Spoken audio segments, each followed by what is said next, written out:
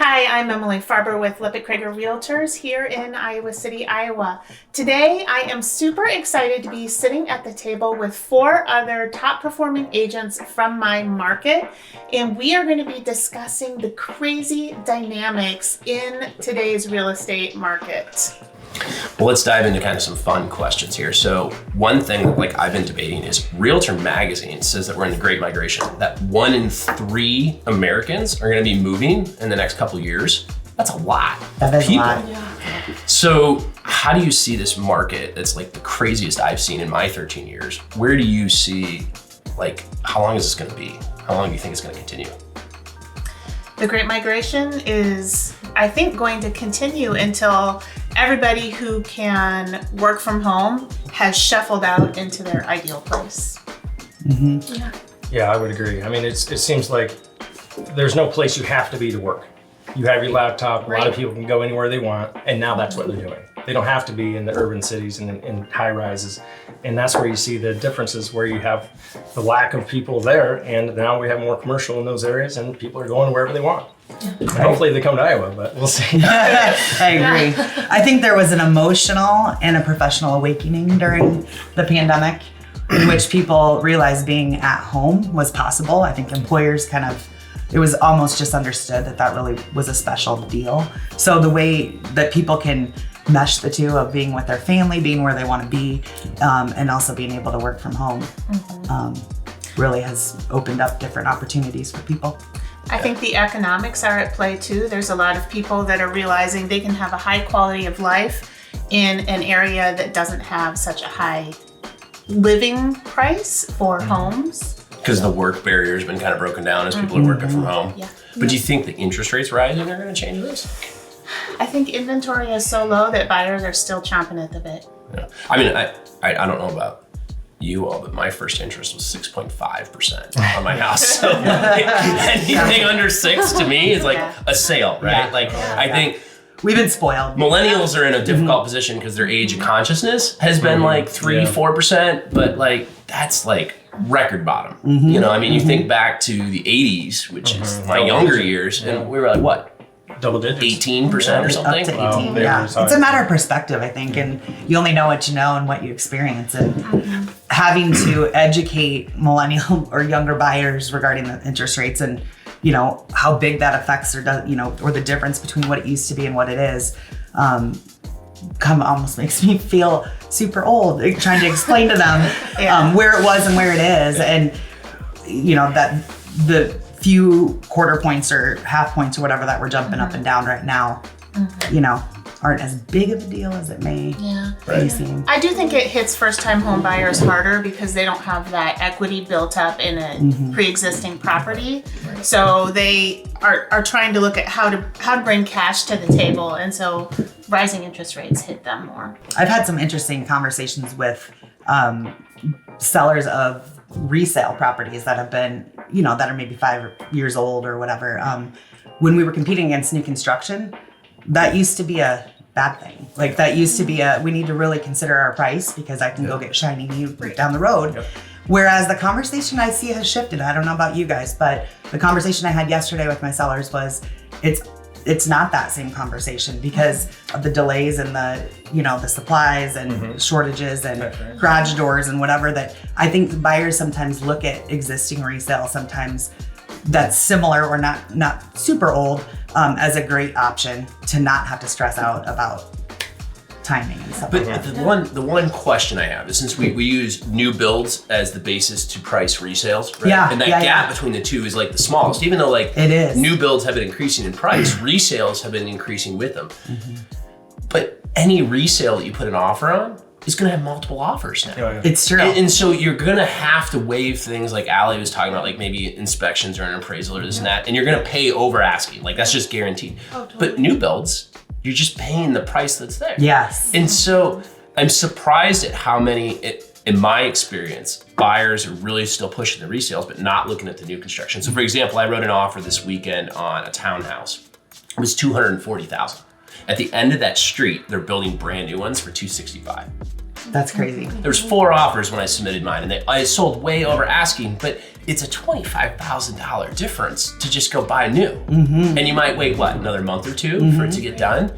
Like at what point, I mean, even if you need to just fill in that gap, do you call mom, dad, grandma, and grandpa or somebody and just get a small loan to help you? I mean, it just... Yeah. Maybe there's a lot of unknowns of if it's going to be completed. You know, is it going to be completed on time? You think that's the biggest obstacle? It's got to be. I think it's one of the biggest anxieties that purchasers of new construction If I don't have. have anywhere to go, and I'm moving up to a townhouse or a condo, and my lease is ending in the end of July, that house better be ready for me. I don't want to move back in grandma's house or parents' basement. So you got to make sure that thing's dialed in. And the builders are under a lot of pressure too, having to deal with, wanting to meet their deadlines for the buyers, but also having their hands tied by supply chain issues and whatever it may be. And a bad thing is that everybody gets mad at that builder, and it's not their fault all the time. I mean, they're trying to get things done too. Yeah. They'd love to get things turned over as well, but it's just not that easy. There's a lot of buyers that don't like the idea of writing a contract on a new build that is still studs. They want to walk through it and see Touch and it. feel it, yeah. Even if you take them to a comparable property and say, hey, look, this is an example of the builder's work at the same price point.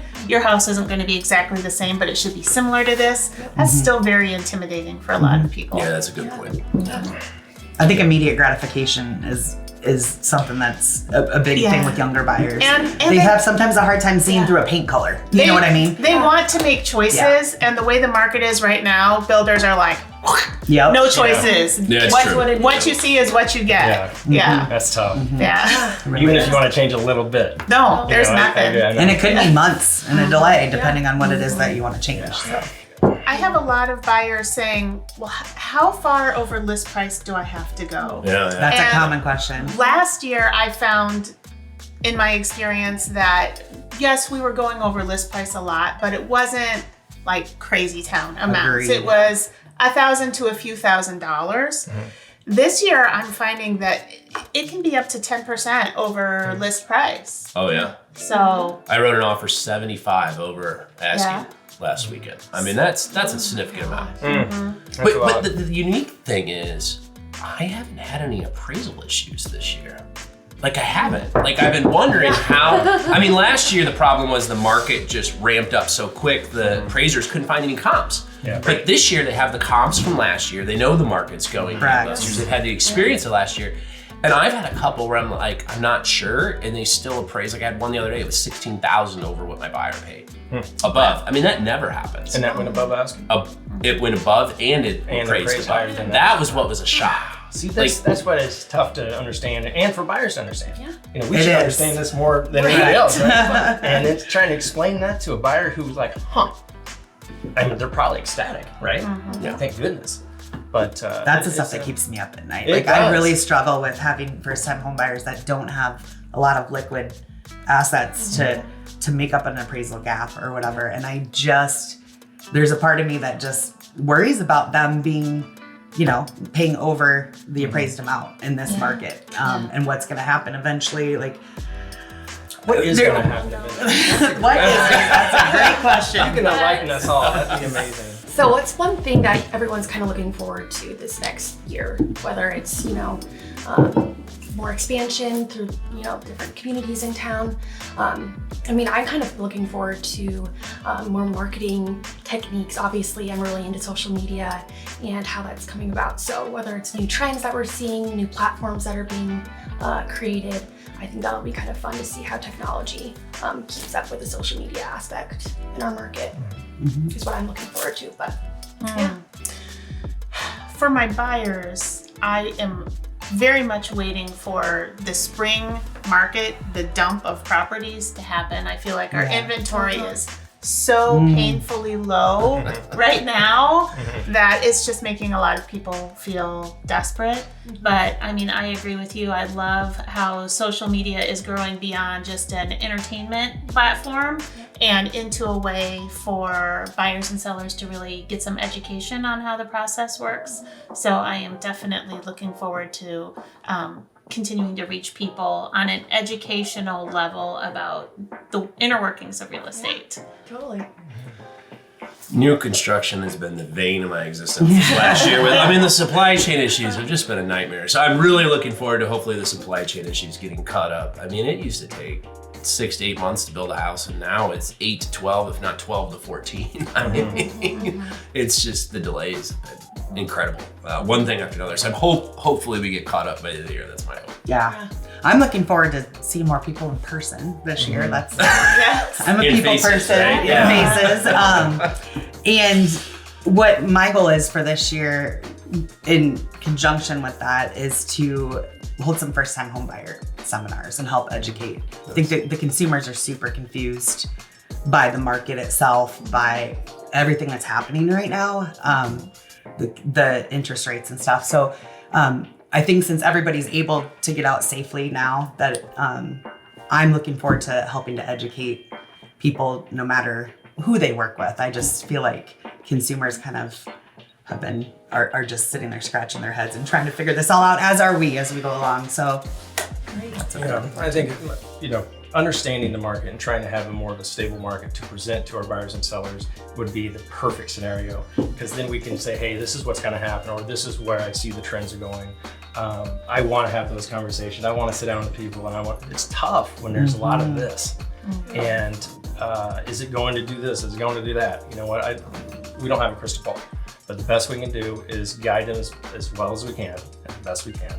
And be honest and open, and here it is. Jump in. We're going to take care of it. I'll be there for you. We're all in this together. Yeah. That's right. But it's not going to be including us around this table, we're all in this exactly. together. We're all here working together. You got a house, I got a buyer. That's why we collaborate. We gotta I need you to succeed. Yeah. It's the number one thing to do is to help others, protect the public, and get out there and be the trusted real estate agent. Yeah. Agreed.